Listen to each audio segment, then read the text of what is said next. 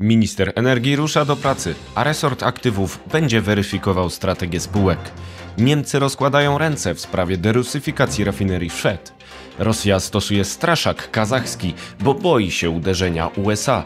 Jest 25 lipca 2025 roku, nazywam się Wojciech Jakubik, a to jest codzienny przegląd informacji sektora energetycznego i paliwowego Energy Drink. Zapraszam.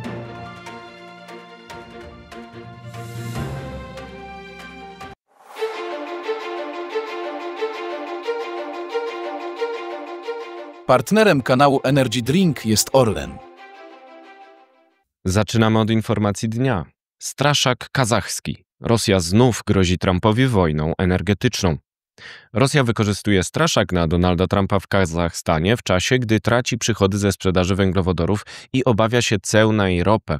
Jej działania zagroziły 2% globalnej podaży tego surowca. Rosyjska Federalna Służba Bezpieczeństwa uzyskała na mocy dekretu prezydenta Władimira Putina prawo do zatwierdzania wejścia statków do portów rosyjskich. To odpowiedź na serię tajemniczych wybuchów na tankowcach wychodzących z Rosji. Jednakże te przepisy stały się pretekstem do operacji w naftoporcie w Noworosyjsku, która uwypukliła wrażliwość Kazachstanu oraz współpracujących z nim firm USA na zakłócenia bezpieczeństwa dostaw z użyciem tej infrastruktury. Naftoport w Noworosyjsku służy eksportowi ropy z Kazachstanu. Jest ona wydobywana z pomocą firm amerykańskich Chevron oraz Exxon. Mają one także za pośrednictwem spółek córek udziały w infrastrukturze naftowej CPC prowadzącej do Noworosyjska w Rosji. Podcast Energy Drink informował w kwietniu 2025 roku, że Rosjanie czasowo wstrzymali dostawy ropy przez naftoport w Noworosyjsku po tym, jak Biały Dom dopuścił możliwość wprowadzenia ceł na ropę z Rosji. Działania FSB z ostatnich dni zatrzymały dostawy z Kazachstanu przez Noworosyjsk z użyciem tankowców zagranicznych tylko na jeden dzień i według informacji Reutersa trwają one obecnie bez przeszkód. Agencja ustaliła, że kazachskie Ministerstwo Energetyki rozmawiało z Rosjanami o dodatkowych kosztach ubezpieczenia oraz inspekcji tankowców z użyciem nurków wobec rosnącego zagrożenia sabotażem. Dostawy przez Noworosyjsk odpowiadają za 2% globalnej podaży ropy. Informacje o zakłóceniach wywindowały baryłkę Brent powyżej $70. Obecnie spadła poniżej tej cezury ze względu na uspokojenie sytuacji. Straszak Kremla wobec Białego Domu został zastosowany w odpowiednim momencie.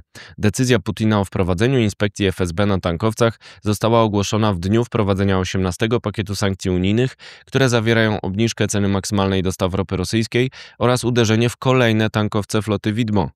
Pojawiła się także niedługo po zapowiedzi Donalda Trumpa, że może wprowadzić cła na dostawy ropy z Rosji do krajów trzecich. Putin robi wszystko, co w jego mocy, żeby zaszkodzić zachodnim firmom wydobywającym ropę naftową w Kazachstanie, mówi Jewchen Puszczyk, analityk rynku ropy i paliw z doświadczeniem w regionie kaspijskim w podcaście Energy Drink. Co dalej? Zależność zaangażowania USA w Kazachstanie od współpracy z Rosjanami może być dalej wykorzystywana przez Kreml do odstraszania przed wprowadzeniem ceł amerykańskich na dostawy ropy z Rosji do krajów trzecich. Warto przypomnieć, że Unia Europejska zdecydowała się w lutym w 16 pakiecie sankcji na zakaz transakcji z udziałem naftoportu w Noworosyjsku, a USA nie wprowadziły takich restrykcji. Rosja może dalej grać na różnicach między Unią a USA, a także zainteresowaniem Białego Domu układami w energetyce, które mogą uwzględniać zaangażowanie na terytorium rosyjskim. Część doradców Donalda Trumpa opowiada się za współpracą energetyczną w bliżej nieokreślonych projektach syberyjskich. Wśród nich wymieniane są m.in. Arctic LNG 2, objęty dotąd sankcjami USA. Tymczasem Kreml traci przychody ze sprzedaży węglowodorów. Reuters szacuje, że mogą one spaść w czerwcu o 1/3 przez spadek ceny ropy rosyjskiej w rublach o około 11% poniżej celu budżetowego w wysokości $58 za baryłkę. Jeżeli USA nie ulegną presji Kremla i znajdą rozwiązanie w sprawie ropy Kazachstanu, nowe cła 100% na dostawy ropy z Rosji do krajów trzecich będą dalej ograniczać jej przychody. W grę wchodzi także obniżka ceny maksymalnej narzuconej przez G7 w ślad działań Unii Europejskiej i Wielkiej Brytanii, które obniżyły ją z 60 do $47,6 za baryłkę. Biały Dom dał Rosji 50 dni na refleksję, licząc od 16 lipca. USA mają tymczasem naciskać na Chiny, aby zaprzestały importu ropy z Rosji i Iranu podczas spotkania w Szwecji poświęconego wojnie celnej zaplanowanego na 28 lipca.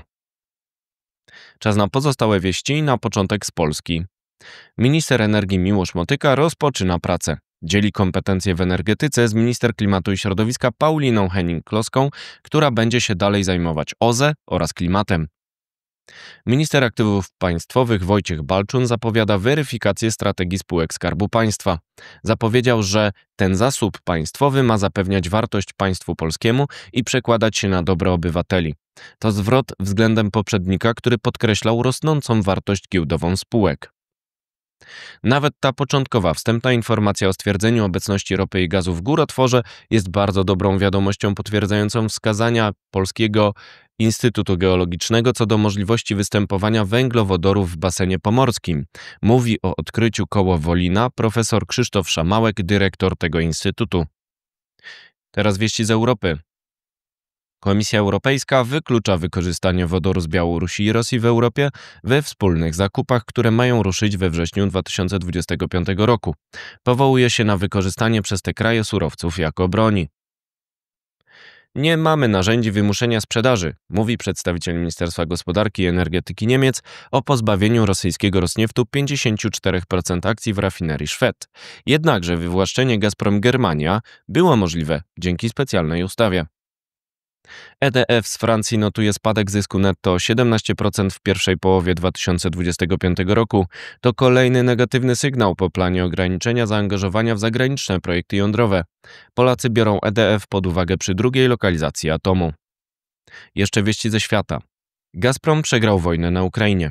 Konsekwencja spadku eksportu do Europy, którego nie rekompensuje wciąż zwrot do Chin, to spadek wydobycia gazu w Rosji, która ma niewystarczającą ilość magazynów, z których większość z czasów sowieckich znajduje się współcześnie na Ukrainie, a więcej na blogu. Rosja ma według Reutersa wprowadzić znów zakaz eksportu benzyny na początek w sierpniu i wrześniu. Ceny hurtowe paliw znów rosną. W poprzednich latach powodem były zakłócenia logistyki wywołane m.in. atakami dronów Ukrainy. Spadek popytu na ropę w rafineriach USA sprawił, że stały się eksporterem do Nigerii, czyli kraju kartelu OPEC, przechodzącego problemy z nową rafinerią Dangote. Na koniec informuję, że podcast przechodzi w tryb wakacyjny, to znaczy Energy Week będzie poświęcony jednemu zagadnieniu do września, a od 28 lipca do 10 sierpnia będę na urlopie, by wrócić do Państwa z nową energią.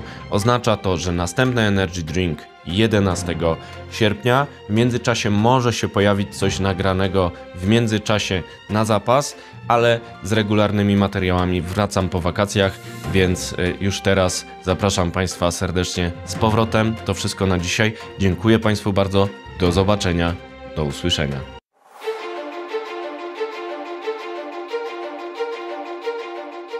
Partnerem kanału Energy Drink jest Orlen.